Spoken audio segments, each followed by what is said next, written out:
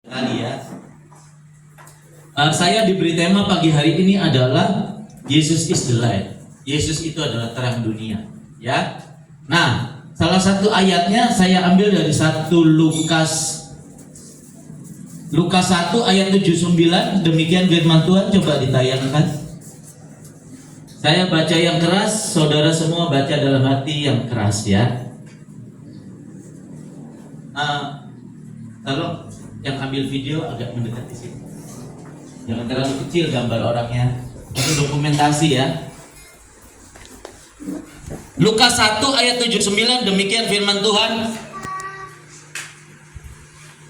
Untuk menyinari mereka yang diam dalam kegelapan dan dalam naungan maut, untuk mengarahkan kaki kita kepada jalan damai sejahtera. Amin. Saudara, konteks dari firman Tuhan ini saudara adalah ketika Zakaria itu dipenuhi Roh Kudus. Zakaria itu bernubuat. Zakaria itu ayahnya Yohanes Pembaptis, ya. Nah, ketika dipenuhi Roh Kudus, Zakaria itu bernubuat bahwa akan lahir dia, yaitu Yesus Kristus, yang menjadi terang buat dunia, yang menyelamatkan dosa-dosa manusia, yang menuntun jalan kita itu kepada kebenaran. Harusnya kita dinaungi kegelapan, maut, kematian, tapi oleh kasih karunia Bapa di dalam anaknya Yesus Kristus, kita itu dituntun kepada kebenaran, kepada terang. Amin. Haleluya. Saudara, kita harus tahu kenapa kita merayakan ibadah Natal, hari kelahiran Tuhan Yesus. Kita harus tahu saudara-saudara. Jadi jangan setiap tahun cuma perayaan Natal, setiap tahun perayaan Natal, setiap tahun perayaan Natal. Bahkan gereja-gereja besar undang-undang artis saudara, supaya banyak jiwa-jiwa datang. Kalau menurut pemahaman saya, sesuai dengan firman Tuhan, undang-undang artis itu memang tidak salah, tetapi tidak ada gunanya saudara-saudara. Karena yang menginsafkan manusia dari dosa adalah Roh Kudus. Jadi ketika ibadah perayaan Natal, saudara harus mendengarkan firman Tuhan yang disertai kekuatan Roh Kudus. Tanpa kekuatan Roh Kudus, saudara tidak akan insaf dari dosa. Saudara menjadi orang Kristen agamawi, setiap minggu ibadah, setiap minggu ibadah. Hari Natal tanggal 25 ibadah, tetapi tidak ada perubahan hidup. Yang sakit tetap sakit, bolak-balik ke dokter, nanti sakit lagi, ke dokter lagi, untuk nanti sakit lagi. Saudara, Natal itu Tuhan Yesus lahir itu untuk apa saudara-saudara? Dia bilang, oleh bilur-bilur darah Yesus kamu sembuh. Aku yang kaya rela jadi miskin supaya kamu jadi kaya. Maksudnya kaya itu dipelihara Tuhan, diberkati, kebutuhan-kebutuhanmu dicukupkan Tuhan. Bukan kamu punya rumah mewah dan uang ratusan miliar, punya pesawat pribadi, bukan. Dipelihara Tuhan. Yesus bilang, aku yang kaya rela jadi miskin supaya kamu jadi kaya. Dipelihara Tuhan. Orang yang sungguh-sungguh hidup percaya kepada Tuhan Yesus dan hidupnya menuruti firman Tuhan, hidupnya dipelihara. Tidak ada kekurangan, tidak ada kemiskinan, tidak ada kegagalan. Tidak ada jatuh bangun sakit, sembuh sakit, sembuh sakit, saudara. Saudara, kenapa janji-janji Tuhan tidak digenapi? Mazmur 91 ayat 1 sampai 8 atau sampai 9. Jangan takut terhadap penyakit sampar, menular, wabah celaka yang berjalan di rebang tengah hari, di kegelapan malam. Kamu hanya menonton saja, tidak akan menimpa kamu. Amin. Meskipun beribu-ribu rebah di sisi kirimu, berlaksa-laksa di sisi kananmu, kamu hanya menonton saja. Sesungguhnya dengan bilur-bilur darah Yesus kamu sembuh. Semua kutuk-kutuk penyakitmu, kutuk-kutuk dosamu, kutuk-kutuk penyakitmu sudah selesai di kayu salib. Amin. Kita bukan orang berdosa lagi, kita bukan orang terkutuk lagi. Kita bukan orang yang harus ditimpa sakit penyakit lagi.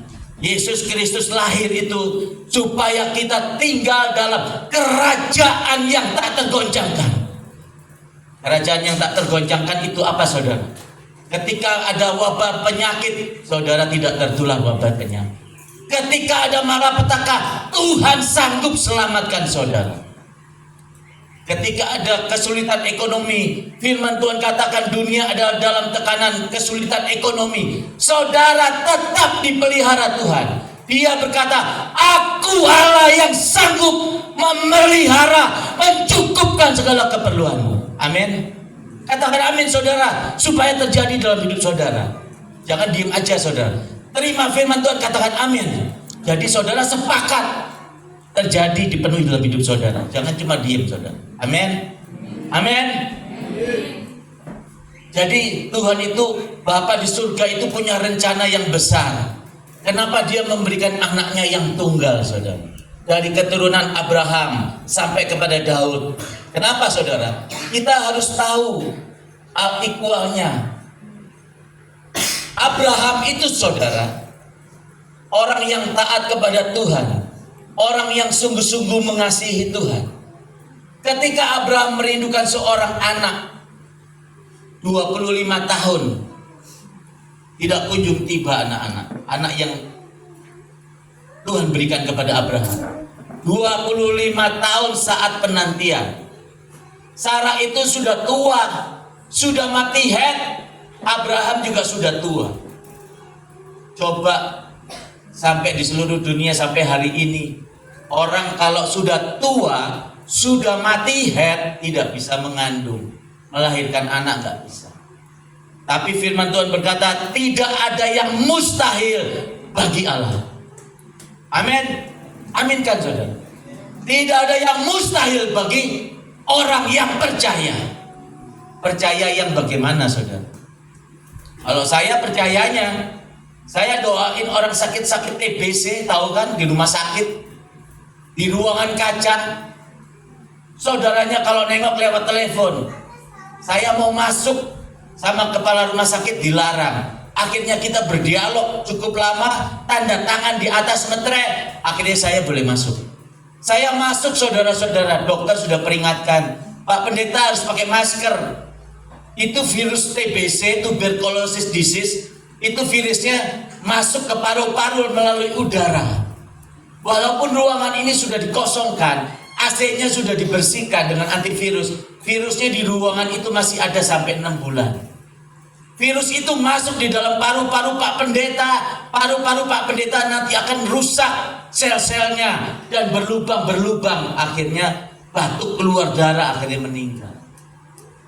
Saya bilang, Ibu dokter, Tuhan bilang kepada saya tidak terjamah penyakit menular. Mazmur 91 dan Ulangan 7 ayat 12, 14, 15. Dan akan terjadi karena engkau menuruti firmanku, maka aku Tuhan Allahmu, aku akan memberkati engkau, melindungi engkau, penyakit sampar, penyakit menular, wabah celaka yang dulu kutimpakan di tanah Mesir, sekali saja tidak akan pernah menjamah. Saya percaya, Ibu dokter, janji firman Tuhan ini pasti digenapi kepada orang yang percaya sungguh-sungguh. Amin. Amin, katakan. Haleluya. Jadi saudara-saudara, saya doakan orang sakit TBC sudah tidak terhitung. Saya nggak pakai masker. Saudara lihat saya sehat kan? Waktu COVID, Omikron, waktu flu burung, saya datang kunjungin seseorang, saya peluk. Saya nggak ketularan, saudara. Amin. Saudara harus kejar, harus dipenuhi Roh Kudus. Saudara saatnya mendengar firman Tuhan yang disertai kekuatan Roh Kudus. Ketika Roh Kudus itu tinggal di hati saudara, maka saudara akan bercahaya. Saudara akan menjadi kemuliaan Kristus. Yesus is the light. Tuhan Yesus itu adalah terang dunia. Yesus itu akan bercahaya dalam wajah saudara, dalam tutur kata saudara, dalam sikap dan perbuatan saudara. Sebagai mahasiswa, saudara akan bercahaya, mencerminkan kemuliaan, menunjukkan sifat dan karakter Yesus Kristus. Sebagai mahasiswa, nanti sebagai karyawan, sebagai suami, sebagai istri, saudara harus mencerminkan cahaya Kristus. Jangan mencerminkan cahaya iblis. Orang Kristen setiap minggu ibadah, setiap bulan ibadah, bertahun-tahun ibadah, 25 Desember merayakan Natal ibadah, tapi sifat dan karakternya sifat karakter iblis. Berzina, terima suap jadi karyawan, menjadi pejabat terima suap. Nanti udah punya istri, selingkuh, berzina. Nanti udah punya suami, selingkuh, berzina. Saudara, firman Tuhan berkata begitu, Pak, iblislah yang menjadi bapakmu, karena pekerjaan-pekerjaan bapakmu yang kau lakukan. Saudara tidak mencerminkan kemuliaan Kristus, cahaya Kristus tidak ada dalam kehidupan saudara. Tetapi kalau saudara Yesus Kristus itu benar-benar ada, Roh Kudus itu benar-benar ada di hati saudara, maka perkataan saudara, sikap tingkah laku perbuatan saudara di keluarga, di kantor, di lingkungan masyarakat, saudara akan mencerminkan wajah Kristus, kemuliaan Kristus, cahaya Kristus. Sifat dan karakter Kristus itu nampak dalam kehidupan saudara. Amin. Saudara, ketika Abraham 25 tahun menanti-nantikan anak, ketika anak itu sudah didapat, Sarah mengandung. Walaupun firman Tuhan tulis Sarah sudah tua dan sudah mandul mati hen, tidak ada yang mustahil bagi Allah. Ketika Sarah itu mengandung dan melahirkan anak, ketika anak itu kira-kira umur 15 tahun, 14 tahun, 16 tahun, ahli-ahli teolog mengira-ngira umurnya antara 14 sampai 16 tahun. Ketika itu Tuhan datang kepada Abraham, bawalah anakmu itu yang kamu kasihi itu, persembahkanlah kepadaku ke suatu gunung yang akan kutunjukkan kepadamu. Saudara, firman Tuhan berkata, saudara-saudara, pagi-pagi benar Abraham mempersiapkan kayunya, pisaunya, apinya, dan keledainya, dan anaknya Ishak dan kedua bujangnya. Abraham pergi di pagi hari itu berjalan menuju ke suatu tempat di mana Tuhan akan memberikan petunjuknya. Abraham nggak pakai sharing, tukar pikiran sama istrinya. Kenapa saudara-saudara? Pasti kalau tukar pikiran sama istrinya, nanti istrinya keberatan. Pasti terjadi pertengkaran. Makanya firman Tuhan berkata, musuh setiap orang adalah seisi rumahnya. Kadang-kadang kan iman setiap orang berbeda-beda. Kadang-kadang istri dan suami berbeda imannya. Ketika Abraham diperintahkan, persembahkan anakmu Ishak yang kau kasihi itu kepadaku ke suatu gunung yang akan kutunjukkan kepadamu. Abraham gak pakai share sama istrinya. Dia pergi 3 hari perjalanan, saudara-saudara, 3 hari 3 malam. Sebetulnya kenapa Tuhan berikan waktu perjalanan 3 hari 3 malam? Sebenarnya Tuhan itu sedang ingin menguji dan melihat hatinya Abraham. Apakah Abraham itu betul-betul taat kepada Tuhan? Apakah Abraham itu betul-betul mengasihi Tuhan? Makanya kalau orang bilang taat sama Tuhan, orang bilang mengasihi Tuhan, tapi nggak taat, saya tidak percaya. Kalau orang bilang aku mengasihimu Tuhan dengan segenap hatiku, dengan segenap hidupku, tapi pelit, I don't believe it. Firman Tuhan, orang kikir tidak mendapat bagian kerajaan Allah. Saya khotbah di pengusaha-pengusaha, banyak orang Cina-Cina gereja besar. Saya nggak peduli, saudara. Orang pelit tidak mendapat bagian kerajaan. Jadi Abraham jalan 3 hari 3 malam. Sebetulnya Abraham punya waktu untuk berpikir ulang. Lebih baik aku nggak perlu taat kepada Tuhan. Aku sayang kepada anakku Ishak ini, sangat sayang. Dia jauh lebih berharga dari semua hartaku. Lebih baik aku pulang. Tapi tidak, saudara-saudara. Abraham tetap taat kepada Tuhan. Dia tetap berjalan, dan sampai di gunung, saudara-saudara, kayu bakar sudah dipersiapkan dan anaknya diikat. Anaknya tanya, "Bapak, mana korban persembahannya?" "Korban persembahannya itu yang Tuhan minta adalah kamu, anak." Nangis. Mereka berdua bertangis-tangisan. "Bapak, lakukanlah apa yang Bapak minta. Yang Allah minta, ikatlah aku, persembahkanlah aku." Ishak diikat, saudara-saudara, di atas kayu bakar. Dan ketika Abraham mengeluarkan pisaunya dan siap untuk menikam Ishak, saudara-saudara, menyembelih anaknya. Tetapi pada waktu itu malaikat di surga datang. "Stop, Abraham, jangan kau apa-apakan anak itu, sebab ku ketahui sekarang kamu mengasihi aku, kamu taat kepadaku. Oleh sebab itu aku bersumpah demi namaku sendiri, mulai hari ini aku akan memberkati engkau melimpah-limpah. Siapa yang mengutuki kamu akan kukutuki. Siapa yang memberkati kamu akan kuberkati." Sampai hari ini, saudara, siapa yang mengutuki bangsa Israel, siapa yang mengutuki kita, saudara-saudara, maka orang itu akan dikutuki oleh Allah. Katakan amin.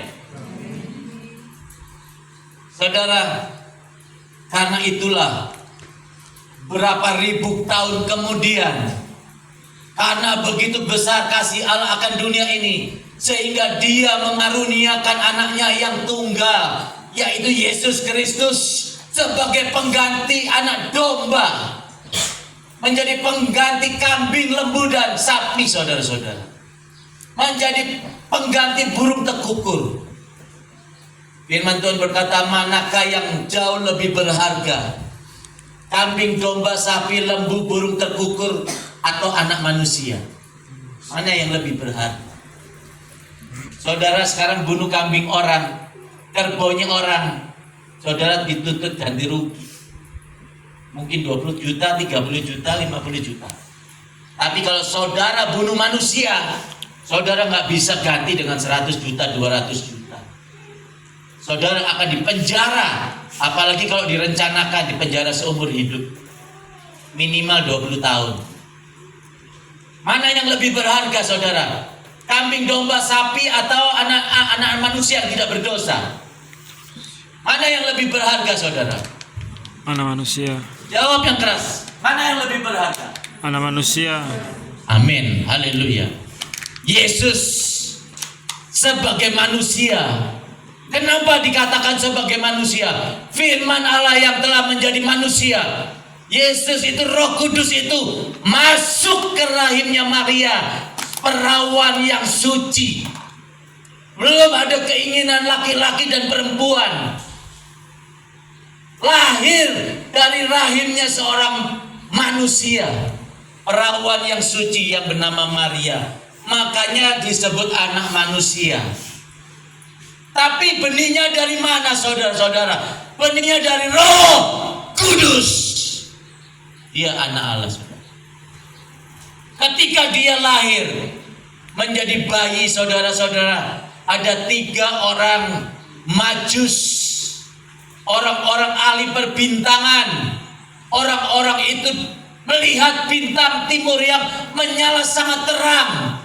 Mereka tahu bahwa itu tandanya lahir Raja Yahudi, lahir Raja di atas segala raja.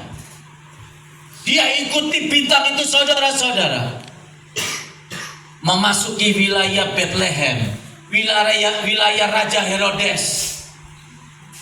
Harus izin kepada Raja Herodes.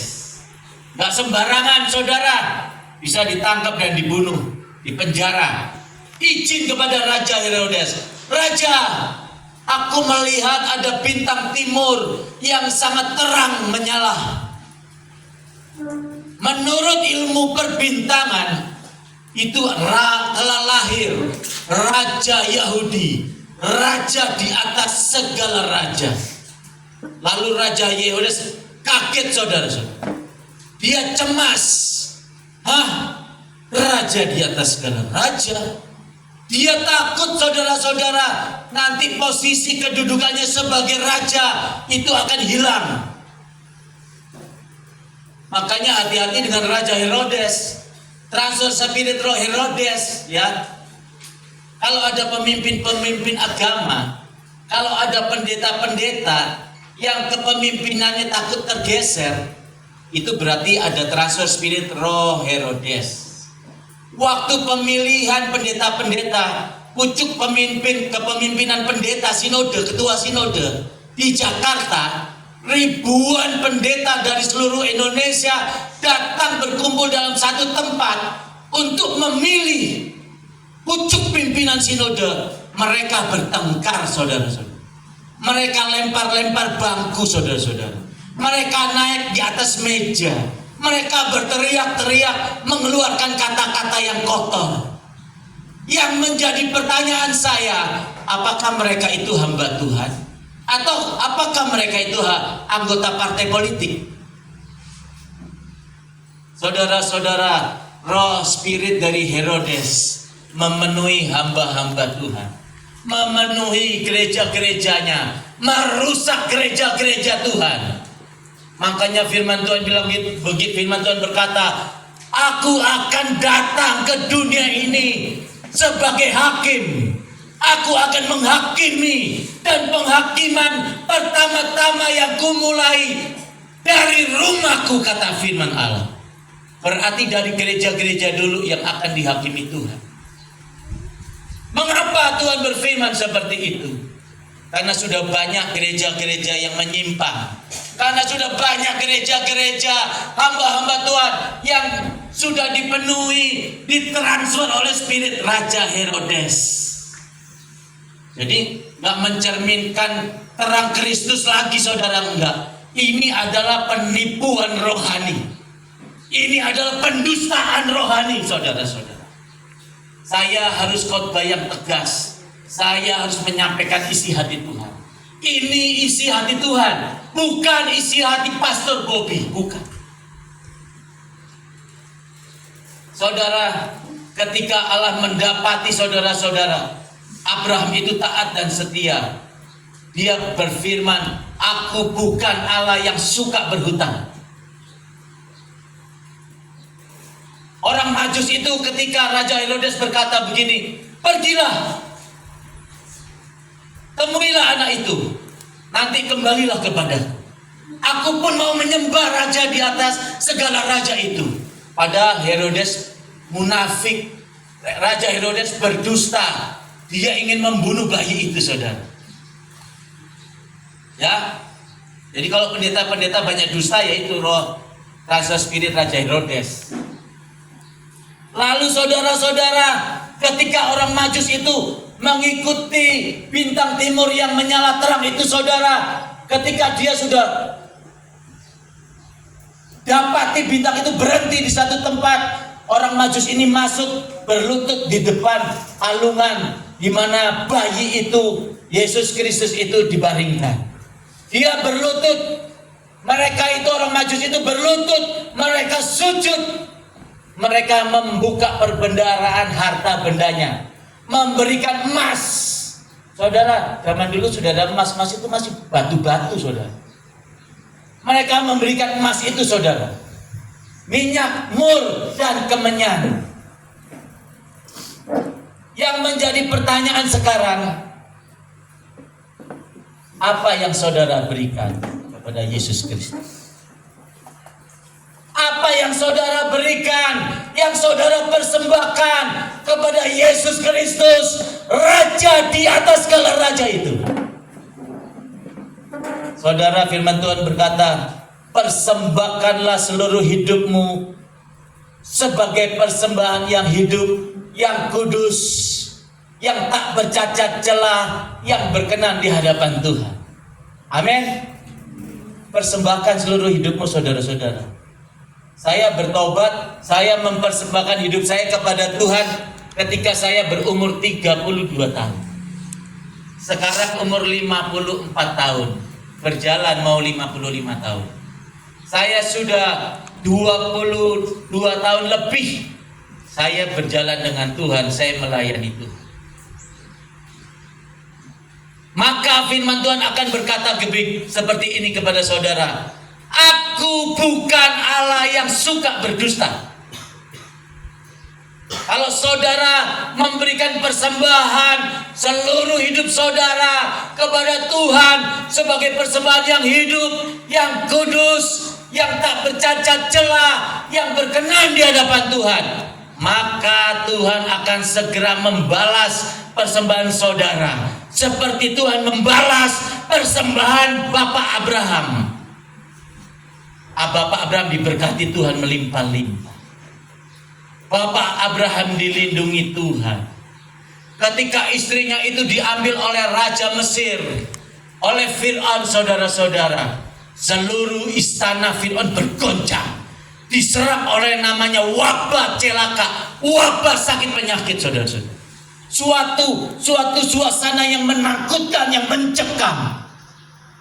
Maka dipanggillah ahli-ahli kitab-kitab Taurat, ahli-ahli sihir Raja Mesir. Mengapa terjadi seperti ini? Di istanaku banyak sakit penyakit. Di istanaku suasananya sangat menakutkan, sangat menggoncangkan. Kenapa? Ada apa? Peramal-peramalnya akhirnya mendapati, Tuanku Raja, perempuan orang gurun itu yang Tuanku ambil ini adalah istrinya orang gurun itu, Tuanku Raja. Kembalikan Tuanku Raja. Maka sakit penyakit, suasana yang menakutkan ini akan lenyap dari istana Tuhan. Langsung saudara-saudara, kembalikan perempuan ini kepada suaminya. Bawa kambing domba, emas, perak, berikan kepada orang gurun itu. Saudara, ada syaratnya mau kembalikan. Istrinya Abraham memberikan apa? Emas, perak, kain ungu yang terbaik, domba, kambing. Kenapa, saudara-saudara? Semua itu ada harganya, saudara. Semua itu ada harga. Kalau saudara mempersembahkan seluruh hidup saudara kepada Tuhan sebagai persembahan yang hidup, yang kudus, tak bercacat celah, ada harganya, saudara. Dagingmu memang sakit, saudara-saudara. Dagingmu memang gak bahagia. Orang dunia enak betul ya, makan uang korupsi. Orang dunia enak bener ya, so punya istri bahugil di sana. Orang dunia enak betul ya, so punya suami bahugil. Saudara memang gak bahagia, tapi saudara disediakan tempat di surga. Katakan amin. Saudara, Tuhan akan merancangkan perjalanan hidup saudara.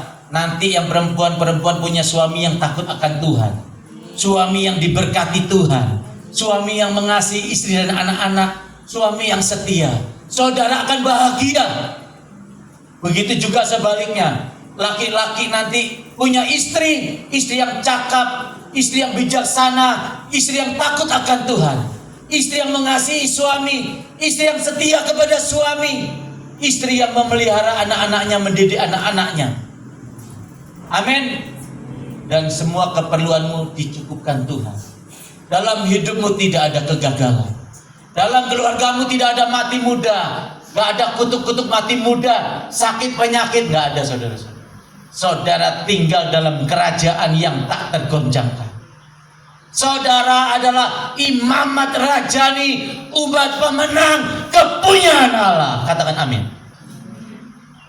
Haleluya. Jadi itu saudara, kenapa kita merayakan ibadah Natal, kelahiran Yesus Kristus, saudara.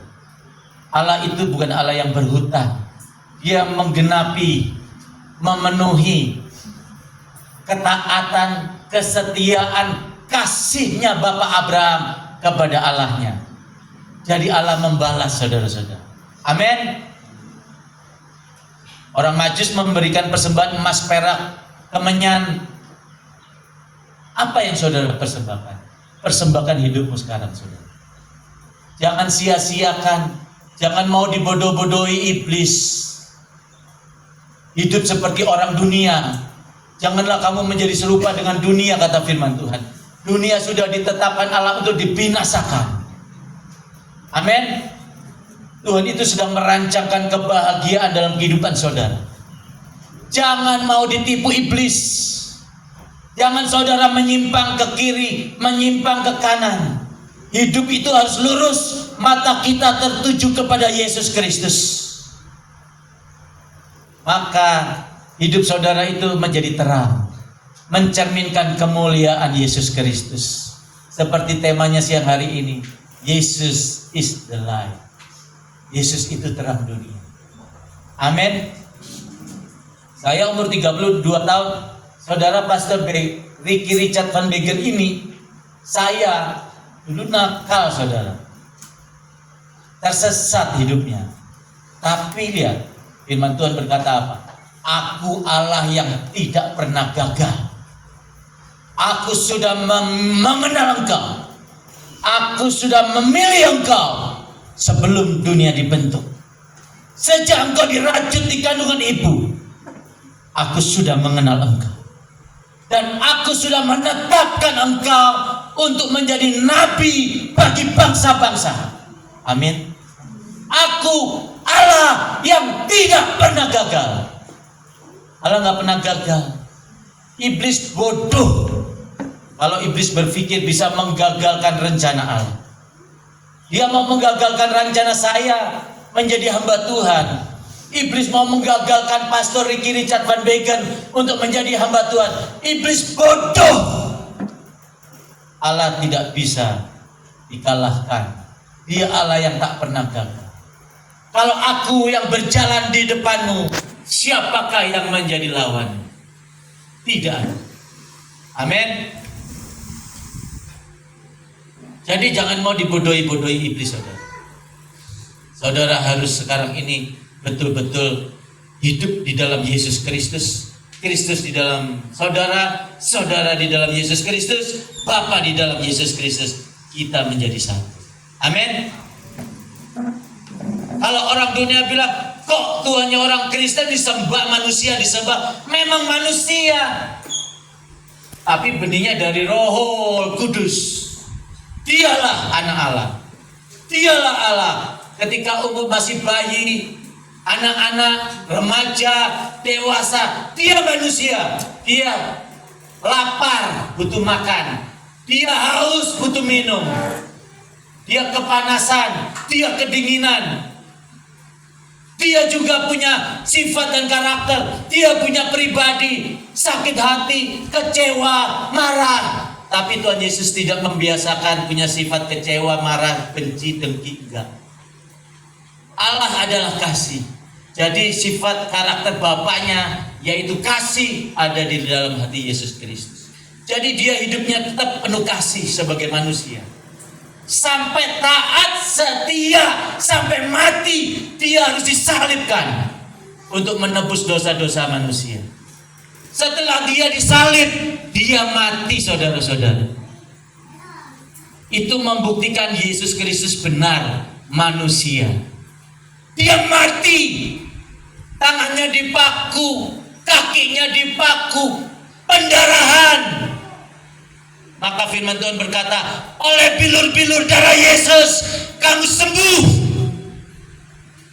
Semua kutuk dosamu, kutuk-kutuk kematianmu sudah selesai di kayu salib oleh anak manusia itu Yesus Kristus. 3 hari kemudian Yesus Kristus bangkit. Dia hidup.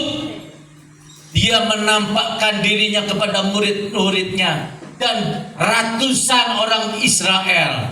Dia sudah membuktikan, sudah menyatakan bahwa dia adalah raja di atas segala raja. Dia adalah Tuhan di atas segala Tuhan. Mana pujian buat Raja kita, saudara? Berikan pujian buat Tuhan Yesus, saudara. Berikan tepuk tangan buat Rajamu, buat Juru Selamatmu. Berikan penghargaan, berikan penghormatan buat Dia. Amin. Cuma Dia. Rubah, sambut Dia, hargai Dia, hormati Dia, muliakan Dia. Firman Tuhan berkata, siapa yang menghargai aku, akan kuhargai. Siapa yang menghormati aku, akan kuhormati. Amin. Berikan pujian buat Dia, saudara. Berikan pujian. Amin, katakan. Tanda amin itu iya dan amin itu saudara sepakat. Saudara mempercayai firman Tuhan, maka akan digenapi dalam kehidupan saudara. Amin. Jangan biarkan, jangan diam aja. Entar iblis ini bergantayangan, dia curi firman Tuhan itu. Saudara nggak dapat apa-apa. Saudara kayak patung-patung aja. Patung hidup, tahu kan? Bisa melirik, bisa dengar, bisa makan, bisa minum, bisa bergerak. Saudara harus katakan amin. Oh haleluya, haleluya. Oh haleluya.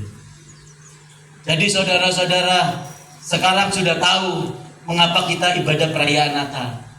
Sudah tahu kan? Yaitu Allah itu menggenapi janjinya kepada Abraham. Dia bukan Allah yang suka berhutang. Lalu ibadah perayaan Natal itu rencana Tuhan supaya kita hidup dan tinggal dalam kerajaan yang tak tergoncangkan. Saudara nggak usah takut sakit penyakit, wabah celaka, malapetaka, nggak usah.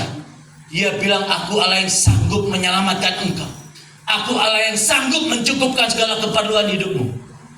Aku Allah yang sanggup memberkatimu. Katakan amin. Haleluya. Jadi untuk menebus dosa-dosa saudara dan saya, saudara, beribu-ribu bayi di Bethlehem umur di bawah 2 tahun dibunuh oleh Raja Herodes untuk menebus saudara dan saya. Ada harga yang sangat mahal. Ribuan bayi dibunuh, saudara. Jangan sia-siakan. Firman Tuhan berkata, saudara itu sangat berharga di mata Tuhan. Saudara adalah biji mata Tuhan. Katakan amin. Untuk menyelamatkan saudara, untuk menjadikan saudara diberkati, untuk menjadikan saudara hidup bahagia, bayar harga yang mahal. Beribu-ribu bayi di Bethlehem mati, saudara, untuk saudara dan saya. Bahkan Yesus Kristus rela mati buat saudara dan saya. Amin. Haleluya. Jadi kalau firman Tuhan katakan, kuduskanlah hari Sabat. Hari Sabat harus ibadah, saudara. Ingat ibadah. Waktu saya jadi gembala, saya punya wakil, ini ketua direktur PU Jakarta Timur. Usianya di atas saya 10 tahun. Tapi dia sangat respect, menghargai saya. Walaupun saya lebih muda. Saya bilang sama wakil gembala, sama jemaat, Pak Yanto, bikin asensi. Semua jemaat tidak ada yang boleh bolos ibadah. Kalau saudara sakit, Tuhan Yesus tidak sembuhkan, penyakitnya serahkan kepada saya. Saya akan berperkara dengan Allah di surga. Di mana iblis yang selalu mendakwa ada di tengah-tengah itu. Dia bilang gini, aku gak percaya Tuhan, kalau hambamu ini Pastor Bobby ini mau menanggung penyakit jemaat-jemaat ini. Ada yang sakit ayan, ada yang sakit jantung, ada yang sakit mah, sakit lambung, ada yang sakit asma, ada yang darah tinggi, ada yang kolesterol. Lalu saya bilang sama jemaat, kalau saudara ibadah tidak bolos, saya jamin, saya garansi saudara semua sembuh. Kalau tidak sembuh, saya tanggung penyakit. Saya gantikan nanti saudara di neraka. Saya berkata seperti ini, saudara, bukan saya sombong. Saya orang yang mempercayai firman Tuhan 100%. Dia berkata begini, aku bukan Allah yang suka berdusta. Janjiku seperti sinar matahari di pagi hari yang tidak pernah terlambat bersinar. Karena firman Tuhan itu saudara, aku percaya. Aku berkata, kalau saudara setia kepada Tuhan dan Tuhan tidak sembuhkan saudara, saya tanggung penyakit saudara. Saya gantikan saudara nanti di neraka. Amin. Gak ada alasan, Pak Pendeta, Pak Gembala, minta maaf, minggu kemarin saya tidak ibadah. Ada pesta pernikahan saudara saya, Pak Pendeta. Saya nggak terima alasan itu. Datang dulu kepada Tuhan, ibadah. Hargai Tuhan, hormati Tuhan. Saudara bisa baca 1 Samuel 2 ayat 29 sampai selesai, saudara baca ya di rumah ya. Siapa yang menghargai aku akan kuhargai. Siapa yang menghormati aku akan kuhormati. Jadi saya ajarkan kepada jemaat supaya menghargai Tuhan. Gak ada alasan mau pesta pernikahan. Gak ada alasan hujan badai, gak ada. Pak Pendeta, minta maaf minggu kemarin saya tidak bisa ibadah. Ada arisan keluarga, Pak Pendeta. Gak ada alasan itu. Ibadah. Kalau yang bolos-bolos gak usah ibadah, saya bilang. Jangan tanggung-tanggung sama Tuhan. Hitam-hitam, putih-putih. Kalau panas, panas. Kalau dingin, dingin. Jangan suam-suam kuku. Saya bilang kepada jemaat, Ibu Erni, berdiri. Dia berdiri. Sakit ayan kan? Udah belasan tahun. Jangan pulang, nanti saya baptis. Kalau Tuhan tidak sembuhkan, saya berikan kepada saya penyakit. Saya gantikan di neraka. Saya bilang gitu depan jemaat, saudara. Selesai ibadah, saya baptis Ibu Erni. Sakit ayan belasan tahun. Pernah suaminya tuh cari istrinya itu bukan di keramaian. Carinya ada got yang agak besar, ada lumpur-lumpurnya. Suaminya pakai senter nyari, istrinya tuh tenggelam di situ. Tinggal jari-jarinya kejar. Saya baptis di kolam renang Ragunan di Jakarta. Pastor Ricky tahu kolam renang Ragunan ya. Kolam renang atlet. Saya udah kenal orangnya, saya kasih orangnya 200.000. Saya baptis. Aku baptis engkau atas nama Bapa dan Putra dan Roh Kudus dalam nama Yesus. Amin. Gak ada tanda-tanda yang spektakuler, saudara. Dia kejam gini. Enggak. Oh, melayang di atas kolam renang. Enggak. Tidak ada tanda-tanda yang spektakuler. Sampai hari ini Ibu Erni tidak pernah sakit ayan lagi. Amin. Berikan pujian buat Tuhan Yesus. Jangan seperti patung. Yang sakit asma, sakit jantung, semuanya sembuh sudah. Kemarin saya khotbah di dekat mall belakang Megamas itu ya, di orang-orang pemulung. Waktu gerimis-gerimis, saudara lihat di YouTube saya bisa ya, Bobby Arto, lihat di YouTube. Saudara, gerimis-gerimis saya berseru sama Tuhan, berikanlah penyakit anak-anakmu ini kepadaku, sembuhkan mereka Tuhan. Saya nangis, saudara. Siapa mereka? Ngapain gue tanggung penyakitnya, betul nggak? Ada sakit HIV, yang kalau malam mandi, maaf ya, ada nanahnya bau busuk karena HIV. Ada yang sakit asma, ada yang sakit TBC. Siapa yang mau tanggung penyakit mereka? Tapi aku sendiri tidak tahu. Kenapa aku berkata seperti itu? Kenapa aku berdoa seperti itu? Kalau bukan Roh Kudus, nggak mungkin, saudara. Hidupku bukan aku lagi, tapi Yesus Kristus yang ada di dalam aku. Katakan amin. Kalau bukan Yesus Kristus yang di dalamku, saudara, aku nggak berani ngomong gitu, saudara. Siapa yang mau nerima sakit jantung? Iblis ada di situ, saudara. Stop Tuhan, aku nggak percaya. Coba berikan penyakit jantungnya kepada Pastor Bobby. Coba berikan virus HIV-nya kepada Pastor Bobby. Coba sakit asmanya kasih ke Pastor Bobby. Aku mau lihat Apakah Pastor Bobby tetap setia?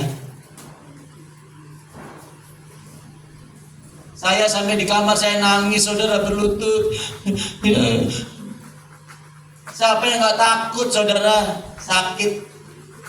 Saudara, sekarang saudara masih dengar kuping kanan, keluar kiri, saudara masih tenang. Kalau saudara sendiri ngalami penyakit, sakit jantung, sakit mah, stroke, saudara nangis-nangis, saudara. Nangis-nangis. Saudaraku ada yang divonis sakit kanker ganas. Nangis-nangis, saudara. Pendeta, kita tuh ngomong gampang, saudara. Ngomong gampang. Tapi kalau ngalamin, saya bersumpah nih nggak ke rumah sakit, nggak minum obat. Bukan saya baik-baik aja. Gula darah saya 528. Dokter yang periksa kaget. Saya mau menikahkan anak saya di Singapura 3 tahun yang lalu. Diperiksa, gak sembarangan ke Singapura, saudara, harus ada surat keterangan sehat.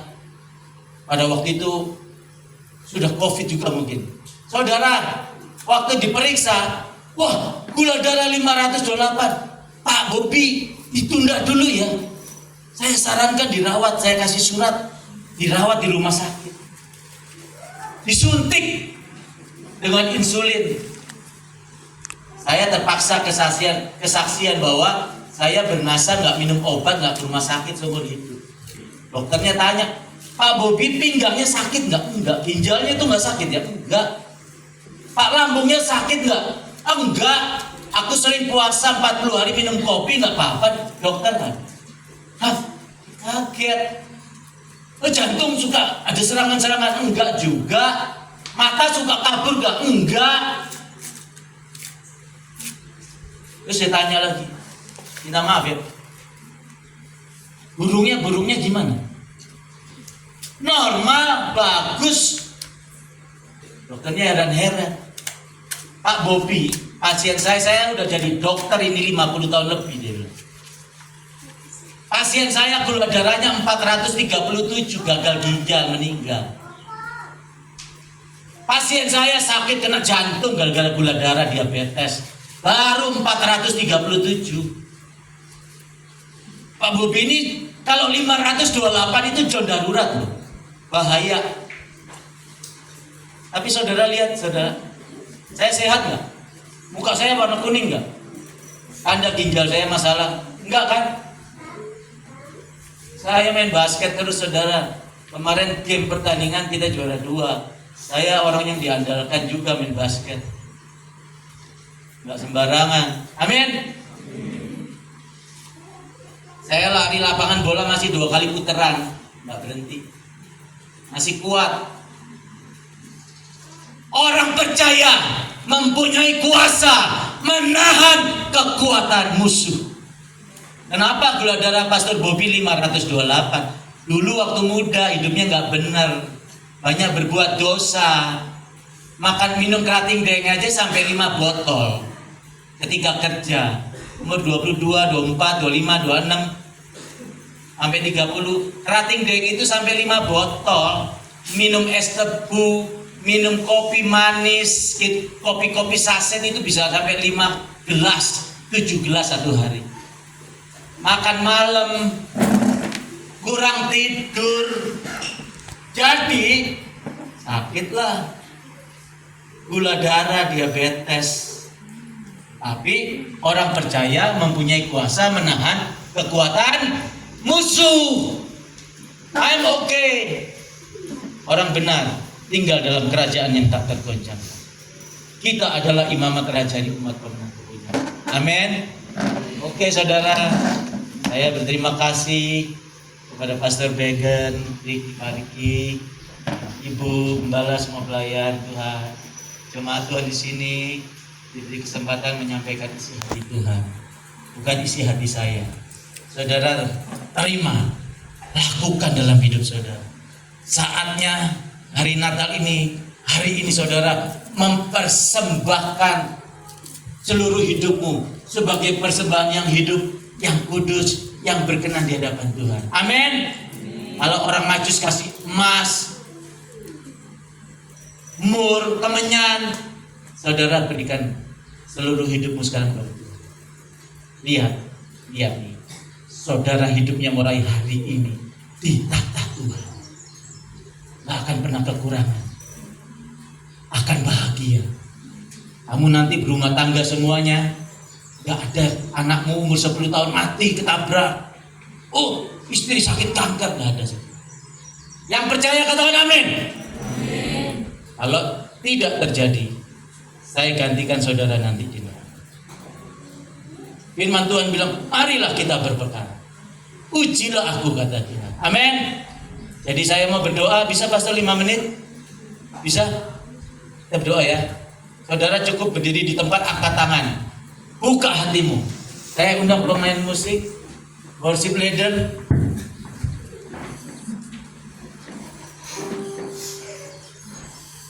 Worship leader maju. Haleluya, haleluya. Praise the Lord, praise the Lord. Kita nyanyi lagu terhubung ya. Terhubung.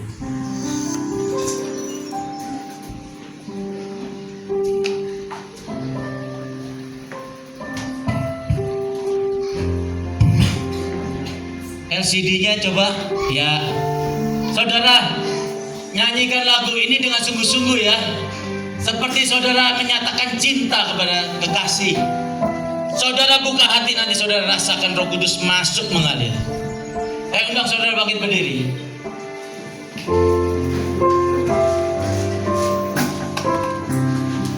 Ya, masih belajar, mari naikkan lagunya.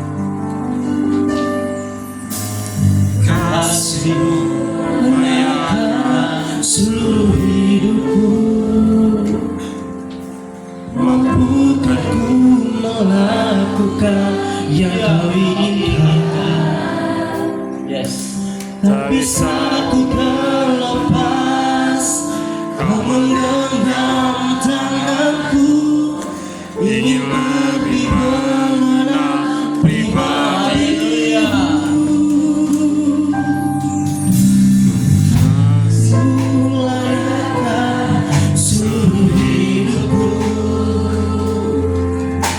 Mampukan ku melakukan yang Kau